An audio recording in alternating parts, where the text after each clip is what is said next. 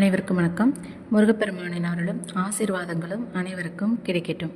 இந்த பதிவில் நம்ம எதை பற்றி பார்க்க போகிறோம் அப்படின்னா, முருகப்பெருமானுக்கு நம்ம 48 நாள் விரதம் இருப்பாங்க, மாலை அணிவித்து விரதம் இருப்பாங்க, அந்த மாதிரிலாம் நிறைய கேள்விப்பட்டிருக்கோம். இந்த 48 நாள் விரதம் சில பேரால் கண்டினியூ பண்ண முடியாது அப்படிங்கிறவங்களுக்கு கண்டிப்பாக இந்த 21 நாள் முருகப்பெருமானுக்கு இருக்கக்கூடிய அந்த விரதம் அப்படிங்கிறது நிச்சயமாக இருக்க முடியும். இது பொதுவாக லேடிஸ்க்குமே எந்த ஒரு இடைஞ்சலும் இல்லாமல் இந்த விரதத்தை நம்மளால் இருக்க முடியும்.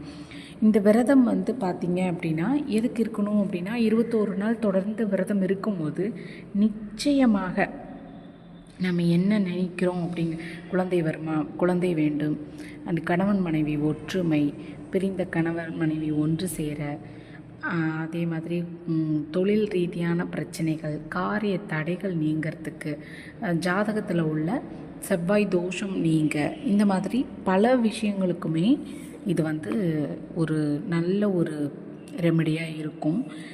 இந்த விரதம் இருக்கிறதுனால கண்டிப்பாக என்ன சொல்கிறது, முருகப்பெருமானோட பரிபூரணமான அந்த முழு பக்தியை நம்ம காட்டும் போது பரிபூர்ணமான ஆசிர்வாதம் நமக்கு கிடைக்கும் அப்படிங்கிறது தான் உண்மை. சரிங்களா? இந்த விரதத்தை நம்ம எப்படி ஆரம்பிக்கலாம் அப்படின்னா, முருகனுக்கு உகந்த நட்சத்திரங்களான பூச நட்சத்திரம், கார்த்திகை நட்சத்திரம், சஷ்டி திதி, சரிங்களா, விசாகம் நட்சத்திரம், செவ்வாய்க்கிழமை நாட்களில் இந்த மாதிரி ஒரு நாளை ஃபிக்ஸ் பண்ணி நீங்கள் இந்த விரதத்தை கண்டிப்பாக ஆரம்பிக்கலாம். இது பார்த்திங்க அப்படின்னா சிலை வைத்து தான் வழிபாடு செய்யணுமா அப்படிலாம் கிடையாது. முருகனோட திருவுருவ படம் இருந்தாலே போதும், அந்த படம் வைத்து நீங்கள் வழிபாடு செய்யலாம். திருவுருவ படத்துக்கு தினமும் காலை மாலை இருவேளையும் விளக்கேற்றி தீப தூப ஆராதனைகளெல்லாம் காட்டணும்.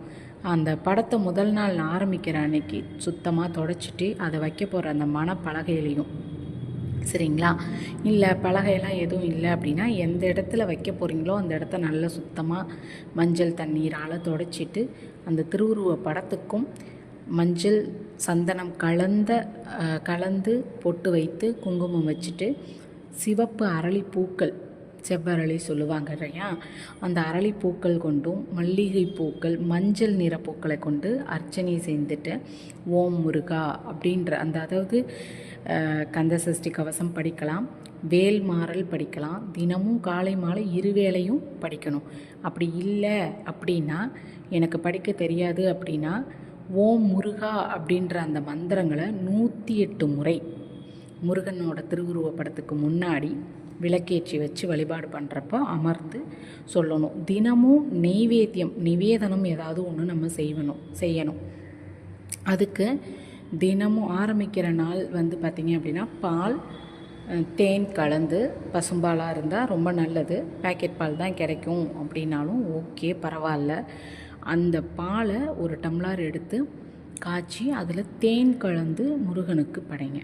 21வது நாள் நிறைவு நாளன்று, சரிங்களா, நிறைவு நாளன்று சர்க்கரை பொங்கல் படைச்சி, தினை மாவு முடிஞ்சால் செய்யுங்க, சர்க்கரை பொங்கல் படைச்சி தேங்காய் பழம் வெற்றிலை பாக்கு பூ எல்லாமே வச்சு தேங்காய் உடைச்சி சாமி விரதத்தை நீங்கள் நிறைவு செய்யலாம். இதில் இன்னொரு கேள்வி என்ன அப்படின்னா, 21 நாளும் பட்டினி இருக்கணுமா, சாப்பிடாமல் இருக்கணுமா அப்படின்னு சில பேர் கேட்பீங்க. அதாவது உங்களுடைய உடல் நிலை அப்படிங்கிறது ஒன்று இருக்குங்க. நம்மளுடைய உடல் சூழ்நிலை அண்டு குடும்ப சூழ்நிலை எல்லாத்தையுமே பார்த்து தான் நீங்கள் செய்ய முடியும். நம்ம மாத்திரை போடுறோம் அப்படிங்கிறவங்க கண்டிப்பாக பட்னி இருப்பது அப்படிங்கிறது சரியாக இருக்காது. ஸோ காலை மாலை 2 வேளையும் பூஜை பண்ணுங்கள், கந்தசஷ்டி கவசம் படிங்க, இதெல்லாம் ஓகே. சாப்பிட்றத பூஜையை முடிச்சுட்டு சாப்பிட்டுக்கோங்க. விரதம் இருக்க முடியும், பட்டினி இருக்க முடியும் அப்படிங்கிறவங்க ஒரு வேளை சாப்பாடு மட்டும் எடுத்துகிட்டு 21 நாள் இருக்கலாம். இல்லையா, 2 வேளை சாப்பாடு எடுத்துகிட்டு 1 வேளை சாப்பாடை துறந்துட்டு விரதம் இருக்கலாம். பால் பழங்களும் சாப்பிட்டுக்கலாம். இது ஒரு பக்கம். இன்னொன்று பார்த்திங்க அப்படின்னா, கந்தசஷ்டி கவசம் படிக்க முடியல அப்படின்னா ஓம் முருகா அப்படின்னு சொல்லி நான் 108 முறை சொல்ல சொன்னேன். அது மட்டும் இல்லாமல் விளக்கு ஏற்றி சாமி திருவுருவ படத்துக்கு முன்னாடி கந்தசஷ்டி கவசத்தை உங்களுடைய மொபைல்லையோ டிவிலேயோ பாட விட்டுட்டு நீங்கள் பக்கத்தில் உட்காந்து முருகனை அந்த சஷ்டி பாடுற வரைக்கும் முருகனை பார்த்து உங்கள் மனதில் உள்ள அனைத்தையும் கொட்டி தீர்த்து சாதாரணமாக பேசுங்க. அவர் நல்லா காது கொடுத்து கேட்பார். நிச்சயமாக உங்களுடைய விஷயங்கள் அனைத்தையும் கேட்டுப்பார். அதுக்கான இதையும் அவரே உங்களுக்கு சொல்லுவார். நிச்சயமாக செஞ்சு கொடுப்பார். நீங்கள் அந்த அதாவது ஒரு உண்மையான பக்தியோடு முருகனை பார்க்க அவர் நேரடியாக உங்ககிட்ட பேசுகிறத உங்களால் ஃபீல் பண்ண முடியும். இது நிதர்சனமான உண்மை, நிகழ்ந்ததும் கூட. நிறைய பேர்த்துக்கு நான் முருகனை பார்த்துருக்கேன் அப்படின்னு நான் சொல்லும் போதெல்லாம் எல்லாரும் அப்படியா அதெல்லாம் அப்படின்ற மாதிரி ஒரு சந்தேக பார்வையோடையும் இருப்பாங்க. அது உணர்றவங்களுக்கு மட்டும்தான் தெரியும் அந்த பக்தி, அவருக்கும் முருகனுக்கும் பக்தி அவங்களுக்கும் உள்ள அந்த பாண்டிங். அதே தான் நான் உங்களுக்கும் சொல்கிறேன். ஸோ நீங்கள் அந்த சஷ்டி கவசம் பாடி முடிகிற வரைக்கும் முருகனை பார்த்து பேசுங்க. உங்கள் மனக்குறைகளை சொல்லுங்கள். வேறு எவரிடத்திலும் சொல்லலைனாலும் அவர்கிட்ட சொல்லும் போது நிச்சயமாக பலன் கிடைக்கும்.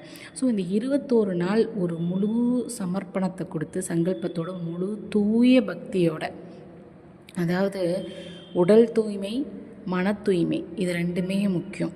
அன்பு, உண்மையான அன்போட பக்தியோடு நம்ம அவர் வழிபாடு செஞ்சோம் அப்படின்னா அவரை விட ஒரு கண்ட தெய்வம் வேறு யாரும் இல்லை அப்படிங்கிறத நீங்களும் உணர்வீங்க.